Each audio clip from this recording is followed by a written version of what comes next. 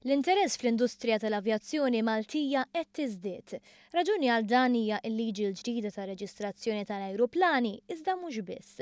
Saqsejnu lill-kap eżekuttiv tal-Lufthansa Technik, Stephen Drews, x'inhu li ħajjar kumpaniji bħal Lufthansa joperaw minn pajjiżna. Malta is an attractive location for our business because of a continental lawmaking, because of the English language, because of the stable development in wages, and very much so because of the skilled workforce we find here.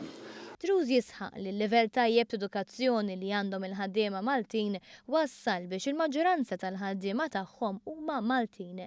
Iżda jisħaq li bir-rata maġla li biha tikber l-industrija pajjiżna jeħtieġ li jħarreġ iktar nies. The biggest challenge for Malta going forward is having enough resources for the growth of the industry and providing the education and the resources for these people to work in our field of business for the future.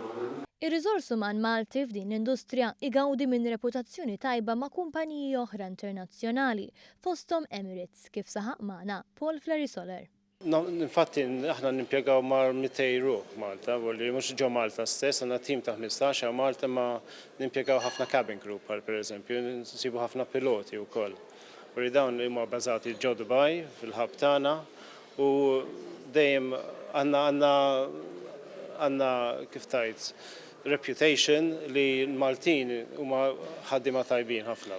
Rappreżentanti tal-Emirates, tal-Lufthansa, tat-Turkish Airlines, tal-Air Malta, tal-Ajruport Internazzjonali ta' Malta, ta' kumpaniji ta' private jets u kif ukoll rappreżentanti mis-settur tat-trasport, tal-loġistika u tat-turiżmu ingħaqdu taħt saqaf wieħed fil-Malta Aviation Networking Conference.